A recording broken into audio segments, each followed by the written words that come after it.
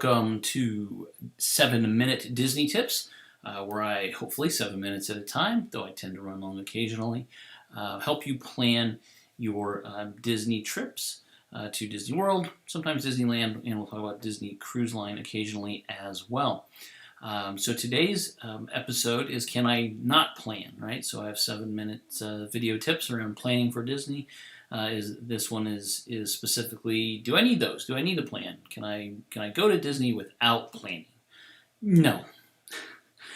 Yeah, of course you can. You certainly can. I wouldn't, but you absolutely can. Clearly, there's some element of planning that you have to do. You can't simply.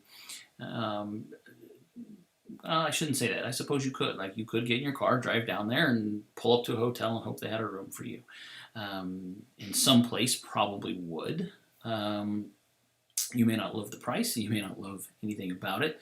But I do think you do have to have a hotel room before you head down there. Most of us, and again, this is part of my my angle, if you will, on doing these videos, is we're from out of town, right? We're planning. We're planners. We need to do some work ahead of time to come from other parts of the country. We're not necessarily typically within driving distance, so we do need to make airline reservations, and so there's certainly some element of planning that you have to do. Obviously, right? Hotels, you can buy tickets right there at the gate, so you don't even need to do that. But hotels and flights are certainly part of that planning. But I think maybe more what I'm talking about, or what people have asked before, is do I have to have a touring plan? Do I have to know what park I'm going to every day? There's a game out there called Bus Roulette, probably known by other names as well. But basically, you walk out to your hotel, and most hotels at Disney World have bus stops. They have buses that take you to all the resorts, including the water parks and Disney Springs, which is the downtownish Disney shopping and restaurants area. Very nice area. We'll talk about those in other videos. And you just get on the first bus that comes, and that's where you go. There's probably some folks make exceptions if that happens to be a water parks bus, because you need to be prepared for that a little different way. But there's certainly people that do that, and there's nothing wrong with that, and that is sort of the ultimate no planning. So you can definitely do that. But what are your expectations? And then that's, I think, what it ultimately boils down to, is that you need to have fair expectations if that's what you want to do. If that's what your approach is going to be to your Disney World vacation, is, hey, I know I'm going to be there Monday through Friday, these dates, and I know where I'm staying, and I have my tickets, but that's it. I haven't thought about anything else. I'm just going to go, and whatever I see that looks fun, I'm going to do. Perfect. Go for it. Just know that you're going to potentially face long wait times for a lot of the most popular attractions.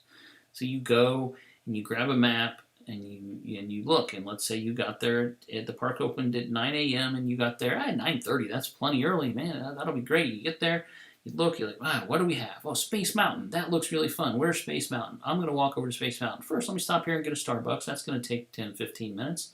All right, where's Space Mountain? Yeah, I found Space Mountain. I didn't even get lost, but I went right to Space Mountain. It's a 60-minute wait already? Yeah, it probably is. And part of the reason is that you got there at 9:30 when the park opened at 9. But what you didn't know, because you didn't plan, is the park actually opened at 8 for resort guests. So by the time you walk through the gates, there was an hour and a half head start on you. So I don't mind waiting 60 minutes. That's awesome. I got this app on my phone. It'll keep me busy the whole time. I'll talk with my spouse. My little kids will be behaved, whatever your family situation may be, whoever you're there with, which can make a big difference, right? 2 younger folks, no kids, waiting in line, no big deal, right? You can do it. With kids, it's going to be a challenge, but just know that you're going to wait a while. So now another hour has passed. You've ridden Space Mountain. It was awesome. You had a great time. Well, now all of a sudden it's almost 11 o'clock. Well, where do I want to ride next? Oh, Seven Dwarfs Mine Train looks fun. 90 minutes? The wait time is 90 minutes for this short little 1-minute long roller coaster? Yeah, it is. It is. And so, again, it's a nice queue. It's got some shade. It's got some nice features to it, so you'll enjoy walking through it. But again, you're going to be facing another long wait time. Not every ride's going to be like that.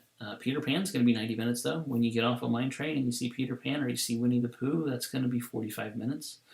You can go to PhilharMagic. That'll probably be 5 minutes wait time. Next show, whenever the next show starts, and that's a very enjoyable attraction. It's a lot of fun. It's air conditioned. It's great inside on a hot summer day. That'll be a short wait. Small World can be even 20, 30 minutes, but sometimes it's only 5. Great. Go on Small World and enjoy that. So you could certainly do it.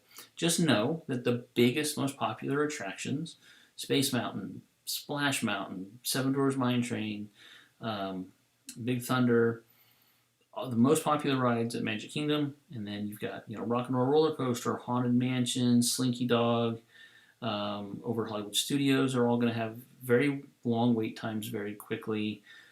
You got the same thing at Epcot. You get the same thing at Animal Kingdom. It's just the most popular rides are going to build long wait times.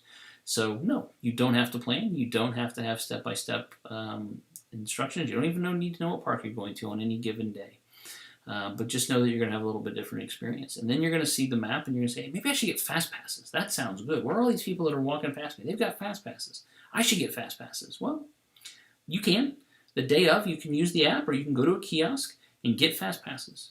You're not going to get Seven Dwarfs Mine Train. You're not even going to get Peter Pan. You're probably not even going to get Winnie the Pooh.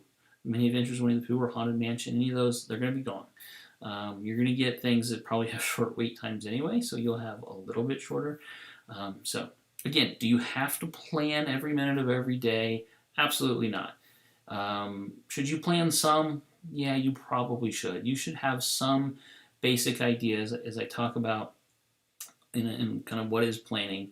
Have an idea of the things you want to accomplish that are most important to you and make sure you prioritize those. And that's the best thing you can do for planning. Is it required? Absolutely not. You can go, you can still have fun, but you are going to wait in line. That's sort of what it boils down to. So if you're willing to accept that, no, you don't have to plan. But remember, when done well, planning is part of the fun. Thanks for watching.